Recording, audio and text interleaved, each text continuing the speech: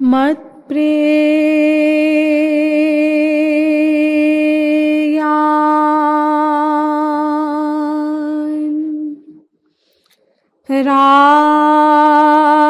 राधिका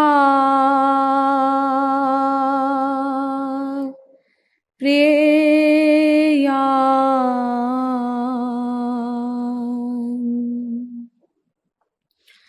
मद्धवो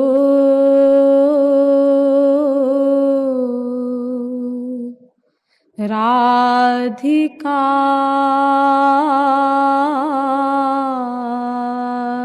धव तस्मादपि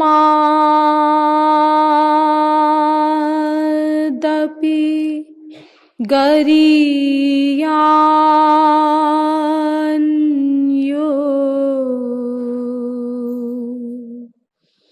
कृपालुर्मे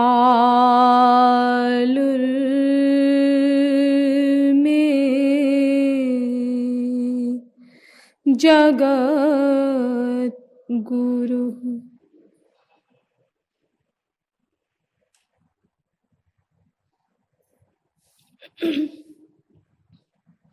सरस सुरति रस सरस ब्रज रस रसिक महानुभाव।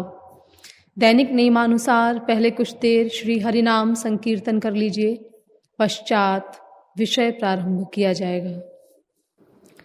भजो गिरिधर गोविंद गोपाला,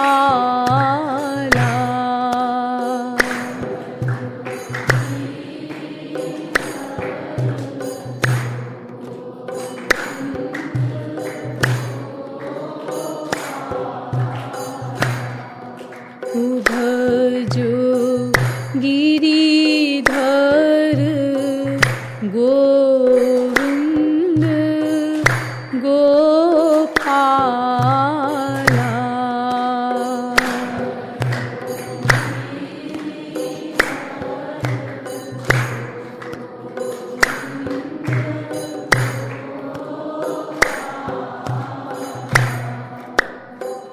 भजो गिरिधर गोविंद गोपाला,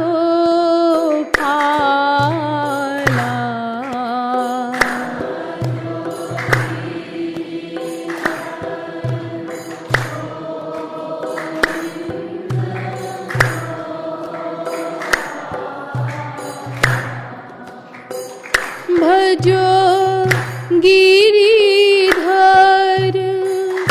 गोविंद गोपाला,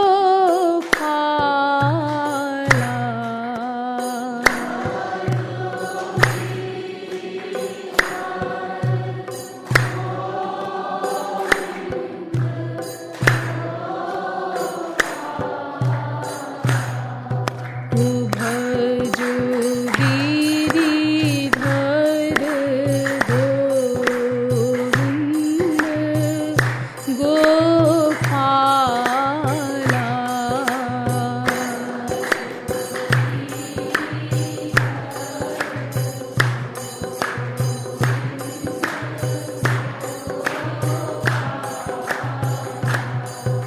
बोलिए वृंदावन बिहारी लाल की, श्रीमद् सद्गुरु सरकार की। अब आप लोग कृपया सावधान होकर बैठ जाएं। अब तक आप लोगों को यह बताया गया कि ईश्वर प्राप्ति से ही उस वास्तविक आनंद की प्राप्ति संभव है जो अनंत मात्रा का होता है एवं अनंत काल के लिए होता है, और जिस आनंद को अनादिकाल से विश्व का प्रत्येक जीव निरंतर ढूंढ रहा है। ईश्वर प्राप्ति ईश्वर की कृपा से ही हो सकती है, और ईश्वर की कृपा शरणागति से ही होती है। अस्तु हमें भगवान के शरणागत होना होगा, लेकिन ये शरणागति भगवत कृपा का कोई मूल्य नहीं है, क्योंकि शरणागति माने होता है कुछ न करना, ये आपके समक्ष सिद्ध किया गया था। तो कुछ न करने रूपी शरणागति से भगवान की अनंत कृपाएं जीव के ऊपर होती हैं, जो भगवान को अकारण करुण सिद्ध करती हैं। लेकिन फिर भी अनादिकाल से अब तक अनंतानंत जन्म बीत जाने पर भी हम भगवान के शरणापन्न न हो सके। उस दिन मैंने आपको बताया था कि शरणागति में बाधक 3 कपूया चरण हैं, 4 तुष्टियां हैं, ऐसा जगत गुरु रामानुजाचार्य ने बताया है। उनके विषय में उस दिन आपको बताया गया था, और ये भी बताया गया था कि भगवान श्री कृष्ण ने गीता में ऐसा कहा है कि नमाम दुष्कृतिनो मूढ़ा प्रपद्यन्ते नराधमाः मायया परितज्ञाना आसुरम भावमाश्रिताः। 7वें अध्याय का 15वां श्लोक। अर्थात मूढ़, नराधम, मायया परितज्ञान और आसुरम भावमाश्रित, ये 4 प्रकार के लोग मेरे शरणागत नहीं हो सके। इस श्लोक का कई आचार्यों ने अर्थ किया है, लेकिन सबसे सुंदर अर्थ जगत गुरु रामानुजाचार्य का है। उन्हीं के बताए हुए अर्थ के अनुसार कल मैंने आप लोगों को इन शब्दों की व्याख्या बताई थी, और अंत में ये बताया था कि देखो, इनमें नराधम की श्रेणी में हम लोग आते हैं। हमें भगवत प्राप्ति नहीं हुई, इसका मतलब इन 4 में से ही हम कोई ना कोई हैं।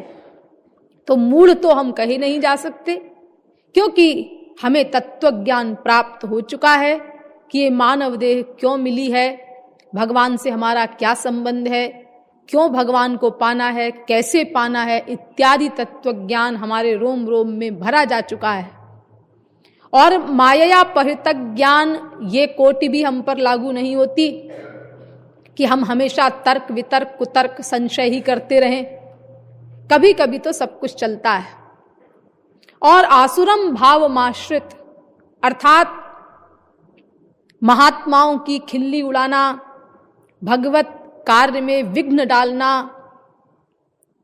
इत्यादि जो घोर राक्षसी प्रवृत्ति है, उसका तो हमारे लिए प्रश्न ही पैदा नहीं होता। तो बस एक ही अवस्था बची, नराधम। हम लोग उसी श्रेणी में पड़े हैं कि सब कुछ प्राप्त हो जाने पर भी, तत्व ज्ञान प्राप्त हो जाने पर भी हम प्रैक्टिकल उसको अपने जीवन में नहीं उतारते। यानी हमारी स्थिति उस भूखे के समान है जिसके आगे 56 व्यंजन परोस दिए गए, उसके मुख में भी डाल दिया गया, लेकिन वो चबा कर उसको अंदर करने के लिए तैयार नहीं। इतनी भगवत कृपाएं हम पर हो गई, लेकिन जो अंत में हमें करना है, जिसमें गुरु और भगवान कुछ नहीं कर सकते, हम उतना करने के लिए भी तैयार नहीं। इसीलिए अनंतानंत जन्म बीत जाने पर भी हमें भगवत प्राप्ति नहीं हुई, और इस जन्म में सब कुछ हिसाब बैठ जाने के बाद भी इसी नराधमता के कारण हम अपने लक्ष्य की प्राप्ति से वंचित हैं। तो हमें अपनी गलती रियलाइज करनी है और भगवान के शरणापन्न होना है, और वो शरणागति ठीक ठीक करनी है। यानी अभ्यास करते करते मामेकम शरणम ब्रज की अवस्था पर पहुंचना होगा भगवत कृपा प्राप्त करने के लिए। अर्थात वे ही मेरे हैं, यहां पहुंचना है हमको। और वे ही मेरे क्यों हैं? वर्तमान में तो गलत ज्ञान के कारण हम यह भी मेरा है, इसको भी अपने हृदय में धारण किए हुए हैं। यह माने माया, संसार को भी अपना मान रखा है अज्ञान के कारण। तो ये अज्ञान धीरे धीरे मिटा करके, अभ्यास करके, वे ही मेरे हैं, ये जो सही ज्ञान है, ये 100% हमें अपने हृदय में उतारना होगा। वे ही मेरे क्यों हैं? क्योंकि उनका ही मैं हूं। सीधी सीधी बात, मैं उनका पुत्र हूं, मैं उनका अंश हूं, मैं उनका दास हूं। चिन्मात्रम श्री हरे रंशम, वेद कहता है जीव भगवान का अंश है। पादोस्य विश्वाभूतानि त्रिपादस्यामृतम दिवि, यजुर्वेद पुरुष सूक्त का 3रा मंत्र। प्रत्येक जीव भगवान का अंश है। अंशो नाना व्यपदेशात, वेदांत भी कहता है चूंकि हम भगवान के अंश हैं, इसीलिए नाना संबंध हमारे भगवान से ही हैं। जिसका जो अंश होता है वो अंशी ही उस अंश का सब कुछ होता है। इसीलिए वेद कहता है दिव्यो देव एको नारायणो माता पिता भ्राता सुहृत गते सुवाल श्रुति। यानी भगवान ही हमारे माता पिता भाई बंधु सब कुछ हैं। वो हमारे जितने नाते हमारे हो सकते हैं वो सब उनसे ही हैं। इसीलिए भगवान ने रामायण में कहा सब कर ममता ताग बटोरी, मम पद कमल बांधु बट डोरी। जहां जहां तुम्हारे स्नेह के धागे फैले हुए हैं उन सबको समेटो और उनकी एक रस्सी बट करके उसको मेरे चरणों में ही बांधो। यानी अपना सब कुछ केवल मुझको ही मानो। गुरु पितु मातु बंधु पति देवा, सब मोह कहाँ जानिय दृढ़ सेवा। तो चूंकि हम उनके हैं इसीलिए वे हमारे हैं। सीधी सीधी बात है। स्वकृत पुरेष्वमीश्व बहिरंतर संवरणम, तव पुरुषम वदन्त्यखिल शक्ति धृतोंश कृतम। भागवत 10वें स्कंद के 87वें अध्याय का 20वां श्लोक। प्रत्येक जीव भगवान का अंश है। फिर कहती है भागवत कृष्ण में नमवेहित्वमात्मानमखिलात्मनां, जगद्धिताय सोप्यत्र देही वा भाति मायया। 10वें स्कंद के 14वें अध्याय का 55वां श्लोक। समस्त आत्माओं की आत्मा है श्री कृष्ण। हरिर्देह भृतामात्मा स्वयं प्रकृतिरीश्वरः, तत्पाद मूलम शरणम यतः क्षेमो नृणामिह। भागवत 4थे स्कंद के 29वें अध्याय का 50वां श्लोक। समस्त आत्माओं की आत्मा है भगवान, समस्त अंशों के अंशी हैं। इसीलिए जब हम उनके हैं तो वे हमारे हैं और वे ही हमारे हैं। सही वाक्य ये है। क्यों? क्योंकि उनके ही हम हैं, हम और किसी के नहीं। इसलिए गीता में भगवान ने जोर देके कहा ममैवांशो जीवलोके जीवभूतः सनातनः। मेरा ही अंश है प्रत्येक जीव। मम एव, उनके ही हैं हम, इसीलिए वे ही हमारे हैं। सीधी सीधी बात।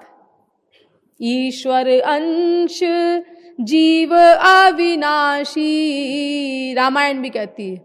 तो हमें मामेकम शरणम ब्रज की अवस्था पर पहुंचना है। यानी रोम रोम से ये रियलाइजेशन हो, 100% ये ज्ञान हो, वे ही मेरे हैं। इसी को ठीक ठीक शरणागति कहते हैं, इसी को कंप्लीट सरेंडर कहते हैं। और ये शरणागति जबान से नहीं करनी है। ये शरणागति करने वाला कौन है? आपको उस दिन बताया था कि मन ही को शरणागत होना है।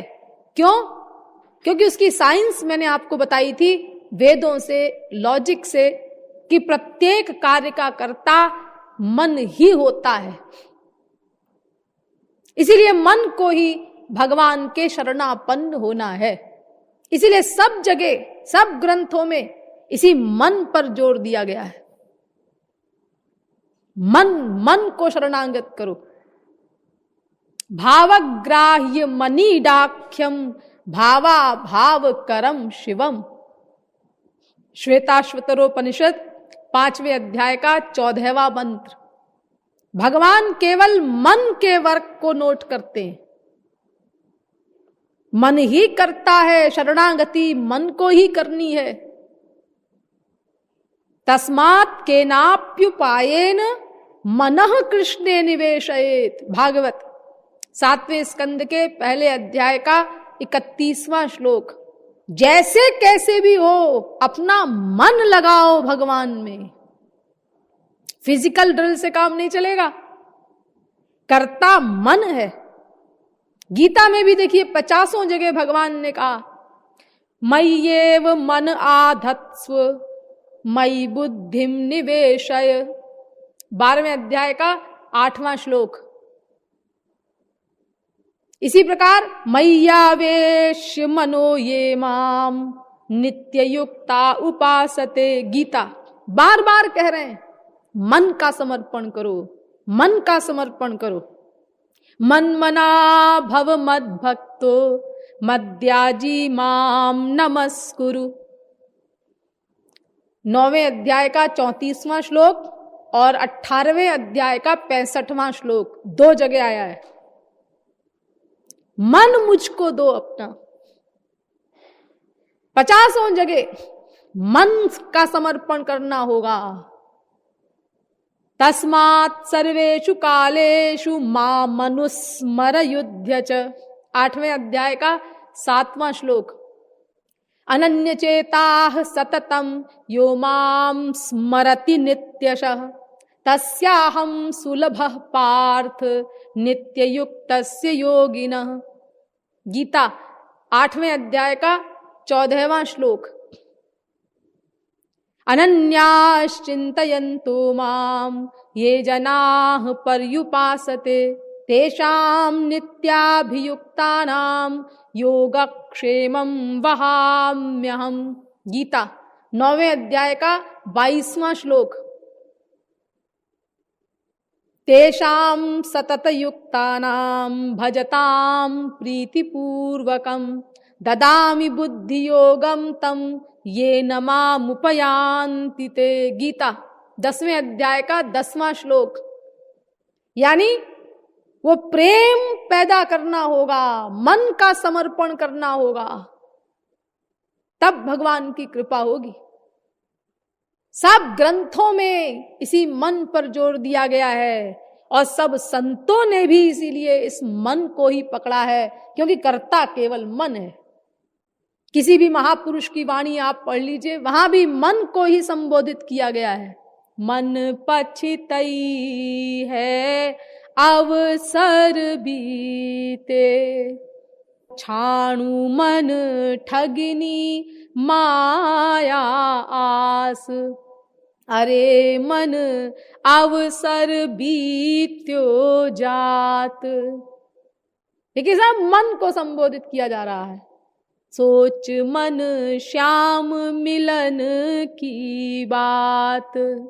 अरे मन यह संसार असार। जितने उपदेश दिए जाते हैं ये मन को दिए जा रहे हैं, क्योंकि सारा दारो मदार ये मन पर निर्भर है। और केवल हमारे धर्म में नहीं, सभी धर्मों में यही बात है। मैंने उस दिन आप लोगों को कुछ सूफी संतों के प्रमाण दिए थे। अरे बहुत सारे प्रमाण हैं इसी प्रकार। देखो, रबिया एक मुस्लिम संत हुई है। एक बार लकड़ी में आग लगा करके भागी, ये बोलती हुई काबे को जलाने जा रही हूं, काबे को जला दो, काबे को जला दो। अब अपने समय की बहुत पहुंची हुई संत थी, तो लोगों ने कहा इनको क्या हो गया, ये पागल हो गई, क्या हो गया? कहती है काबे को जला दो। बताओ, जो प्रमुख तीर्थ स्थान है मुस्लिम संप्रदाय का, इतना पवित्र माना जाता है, खुदा का प्रतीक जिसको, और उसको कह रही है कि काबे को जला दो, काबे को जला दो। तो लोगों ने, किसी ने पूछा उनसे कि आप ऐसा क्यों कह रही हैं? तो उन्होंने कहा मैं इसीलिए ऐसा कह रही हूं कि लोग मकान के भक्त हो गए और मकान मालिक को भूल गए। अरे काबा तो मकान है खुदा का, तो खुदा को भूल गए और मकान की उपासना कर रहे हैं, इसीलिए मैं ऐसा कह रही हूं। इसी प्रकार एक शिबली संत भी हुआ है मुस्लिम, वो भी लकड़ी के दोनों तरफ आग लगा के भागे, दोनों साइड में आग लगाई और भागे। अब बोले जला दो, जला दो। क्या जला दो? जन्नत और दोजक को जला दो, जन्नत और दोजक को जला दो, यानी नरक और स्वर्ग में आग लगा दो। लोगों ने पूछा भाई क्यों, ऐसा क्यों? क्योंकि इन दोनों बीमारियों के कारण ही लोग खुदा से प्रेम करते हैं, नेचुरल प्रेम नहीं करते। या तो दोजक के डर से करते हैं खुदा की इबादत, और या फिर जन्नत के लालच में करते हैं। अरे निष्काम प्रेम करना चाहिए, कारण रहित प्रेम करना चाहिए, सहज प्रेम करना चाहिए खुदा से। तो देखो सबके यहां वही बात, बाइबल में भी लिखा है, जीसस क्राइस्ट कहते हैं take away this people that is irksome to me, because with their lips they honour me and their heart is far from me. इन लोगों को हटा दो हमारे सामने से, ये मुख से तो, जबान से तो मेरी स्तुति करते हैं और हृदय से इनको कोई मतलब नहीं, हृदय मुझसे विमुख है, इसलिए ऐसे लोगों को हटाओ हमारे सामने से। यानी कोई भी धर्म हो, सबके यहां वही बात, सबने मन को ही कर्ता माना है, एक सा सब जगह। देखिए ये वाक्य तो सब ग्रंथ और सब मजहब बोलते हैं, भगवान से प्यार करो, भगवान से प्यार करो। लेकिन प्यार का मतलब तुमने क्या लगा लिया? मुंह से बोल दो हम आपको प्रेम करते हैं, हो गया प्यार। जैसे संसार में आप बोलते हैं आई लव यू, तो ऐसे ही भगवान के यहां भी बोल दिया और आप तृप्त हो गए, संतुष्ट हो गए कि हम तो भक्त हैं। अरे प्यार करने का मतलब क्या? प्यार करो ये तो सब कहते हैं, लेकिन उसका मतलब तुमने क्या समझा है? मजदो सखारे मैं रस्तो, ये पारसी धर्म का वाक्य है। केवल खुदा से ही प्यार करो, केवल खुदा से ही। मां खलक तल इन सब जिन्न इल्लाले आबदून, कुरान शरीफ का वाक्य है। केवल खुदा से ही प्यार होना चाहिए, केवल खुदा से ही प्यार करो। अरे इनके तो धर्म का नाम ही ऐसे पड़ा। एक सल शब्द है अरबी का, उससे इस्लाम शब्द बना, अरबी के सल शब्द से। उसका मतलब होता है खुदा को आत्मसमर्पण करना, खुदा को सर्व समर्पण करना। इसी प्रकार ये जो क्रिश्चियनिटी सुनते हैं आप, ईसाई धर्म के लिए शब्द प्रयुक्त होता है ना क्रिश्चियनिटी, वो कैसे बना? वो क्रिस्टा शब्द से बना। उसका मतलब होता है ईश्वरीय ज्ञान से ओतप्रोत। तो क्यों जी? ये ओतप्रोत मन को ही तो होना होगा। अरे मन ही तो ओतप्रोत होगा भगवान के ज्ञान में, भगवान के प्रेम में, कि वो कोई गंगा जी का पानी है कि आप ऊपर से डाल लेंगे और ओतप्रोत हो जाएंगे। अरे ओतप्रोत होने के लिए आपको मन को ही तो डुबोना पड़ेगा। तो देखो धर्म कोई भी हो, उसमें कोई झगड़ा नहीं, सबके यहां एक बात, चाहे उनके नाम कुछ भी हो। आप लोग कभी भी नाम में दुर्भावना मत लाइएगा। अरे ये नाम रूप जो है ये तो सब बाद में पड़े हैं, सृष्टि के बाद ये सब नाम रखे गए हैं। पहले कोई नाम रूप था ही नहीं, तो क्या नाम होता उसका। अब अगर अरब देश में हुए लोग तो उन्होंने अरबी में नाम रख दिया अल्लाह। फारस में हुए, फारस देश में, तो उन्होंने अपना फारसी में रख दिया खुदा। इसी प्रकार पारसियों ने रख दिया अहुरमज़्द। इसी प्रकार ईसाइयों ने रख दिया गॉड। चाइना वालों ने रख दिया ताओ। जैनियों ने रख दिया निरंजन। बौद्धों ने रख दिया शून्य। सिखों ने रख दिया सत्य श्री अकाल। अरे और आप अनंत नाम गढ़ लीजिए, उससे क्या फर्क पड़ता है। अनंत नाम रूपाय, भगवान के अनंत नाम है, अनंत रूप है, और जबकि उसका कोई नाम नहीं, कोई रूप नहीं, क्योंकि सब अपना सृष्टि के बाद में हम लोगों ने गढ़े। तो उसमें क्या फर्क पड़ता है। जिसकी जैसी भावना हो वैसा हम नाम रख सकते हैं भगवान का। लेकिन असली बात यह है कि मन का सरेंडर होना चाहिए। नाम रूप से कोई फर्क नहीं पड़ता। मेन बात है मन की, उसी पर सब धर्म जोर दे रहे हैं। ये मन का सरेंडर करना होगा। ये संसार में तो घपड़ सपड़ चल जाएगी, क्योंकि संसार के लोग अंतर्यामी नहीं है। मैंने उस दिन बताया था आपको, यद्यपि कर्ता मन ही है संसार में भी। जहां मंशा पता चल जाती है वहां बाहर की एक्टिंग को कोई महत्व नहीं देता। चाहे आप कितनी फिर प्यार की एक्टिंग करिए, कोई धोखे में नहीं आएगा अगर उसको असलियत मालूम हो गई भीतर की तो। लेकिन फिर भी गपड़ सपड़ चल जाती है, क्योंकि संसार के लोग सर्वांतर्यामी नहीं है, और इसीलिए ये संसार चल भी रहा है।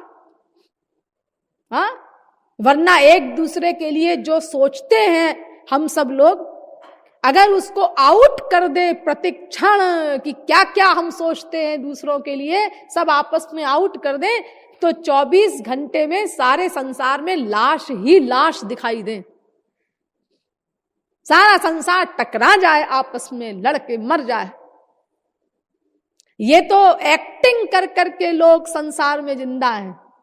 ये एक दूसरे को बेवकूफ बनाने की जो होड़ चल रही है, जो बनावट चल रही है, दिखावा चल रहा है, बस इसलिए संसार किसी प्रकार चल रहा है। तो संसार में मैं आपको मजबूर नहीं करूंगी, लेकिन ईश्वरीय जगत में तो आपको भीतर ही घुसना होगा, मन का ही सरेंडर करना होगा। भीतर ही भीतर घुसो। लेकिन अगर जी बाहर का भी रहे तो क्या हर्ज है। हाँ, बाहर से भी रहे तो कोई हर्ज नहीं, लेकिन भीतर मेन है।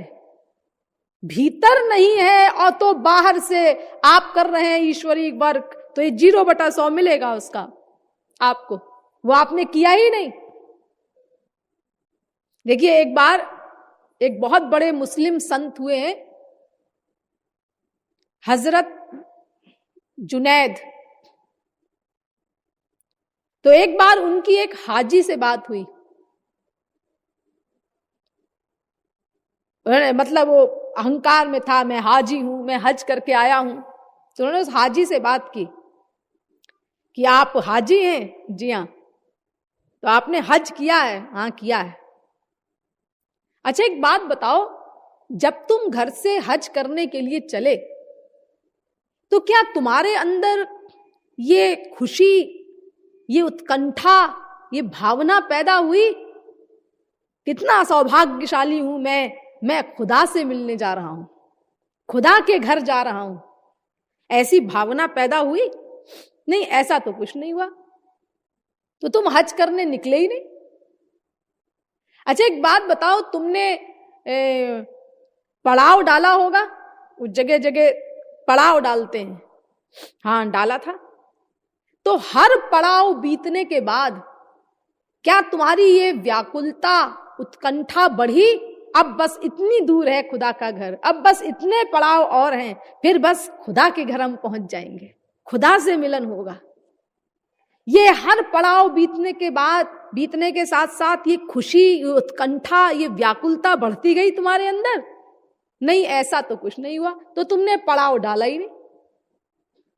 अच्छा, तुमने अहराम पहना होगा, वो सिले हुए कपड़ों का परित्याग करके वो बिना सिला कपड़ा पहनते हैं, उसको अहराम कहते हैं। हाँ, पहना था। तो जब तुमने सिले हुए कपड़े छोड़े और अहराम पहना, तो सिले हुए कपड़ों के त्याग के साथ क्या तुमने मन के सब दोषों का परित्याग किया जब सिले हुए कपड़ों को छोड़ा? इनका नहीं, दोष तो सब वैसे के वैसे बने हुए हैं, तो तुमने अहराम पहना कहां? अच्छा, तुम जब वहां पहुंचे तो वहां पहुंच करके तुमने सफा और मरवा इन पहाड़ियों पर दौड़ लगाई होगी। थोड़ा सा दौड़ना पड़ता है, 2 पहाड़ियां हैं वहां पर, सफा मरवा। उसका मतलब होता है दया और पवित्रता। तो तुम इन पहाड़ियों पर जब दौड़े तो तुम्हारे अंदर ये दया और ये पवित्रता, ये 2 गुण आए। समस्त प्राणियों के प्रति दया का भाव और हृदय की शुद्धि, पवित्रता, ऐसा हुआ? नहीं, वो तो कुछ भी नहीं हुआ। तो फिर तुम सफा और मरवा नामक पहाड़ियों पर दौड़े ही नहीं। अच्छा, तुमने वहां पर इरफान नामक पहाड़ी पर खड़े होकर के खुदा की इबादत की होगी। हाँ, की थी। तो जब नामक पहाड़ी पर खड़े होकर तुमने खुदा की इबादत की, तो क्या तुम्हारा रोम रोम खुशी से विभोर हुआ? मैं खुदा के घर आ गया। ये खुदा का अपना धाम है, ये अपना घर है। ये रोम रोम से ये प्रसन्नता, ये आनंद, ये व्याप्त हुआ तुमको? नहीं, ऐसा तो कुछ नहीं हुआ। तो फिर तुमने इरफान नामक पहाड़ी पर खड़े होकर खुदा की इबादत की ही नहीं। अच्छा, तुमने वहां कुर्बानी दी होगी। हाँ, कुर्बानी दी थी। तो क्या तुमने अपनी ख्वाहिशों की कुर्बानी दी? ये जो सांसारिक वासनाएं हैं, ख्वाहिशें हैं, इनकी कुर्बानी दी तुमने? नहीं, इनकी कुर्बानी तो नहीं दी। ख्वाहिशें वगैरह तो सब वैसे ही बनी है। तो फिर तुमने कुर्बानी दी ही नहीं। अरे, ख्वाहिशों की ही तो कुर्बानी देनी है। बहुत तरसाया है तेरी ख्वाहिशों ने ही तुझे, तू भी अब इन ख्वाहिशों को कुछ तरसती छोड़ दे। ये कुर्बानी का मतलब अपनी ख्वाहिशों की जो सांसारिक इच्छाएं हैं, वासनाएं हैं, जो हमें भगवान से विमुख करती हैं, इनकी कुर्बानी देनी है उनको। और तुमने ये दिया नहीं। नहीं, तो फिर तुम कैसे हाजी हो जो अहंकार करते घूम रहे हो, मैं हाजी हूं, हाजी हूं? तुमने हज किया कहां? यानी देखो, सबके यहां वही, वो कोई संत हो, कोई धर्म हो, सबके यहां एक सी बात। ये जितने नियम बनाए हैं मोहम्मद साहब ने, अगर इनका रहस्य कोई ठीक ठीक समझे कि किसके पीछे क्या साइंस है, क्या रहस्य है, क्यों बनाया है उन्होंने ये सब, और उसके अनुसार करे, तो फिर खुदा की नजरे इनायत न हो, ऐसा कैसे हो सकता है? लेकिन हम प्रैक्टिकल करते नहीं, केवल बहिरंग चीजों को पकड़ लेते हैं बस।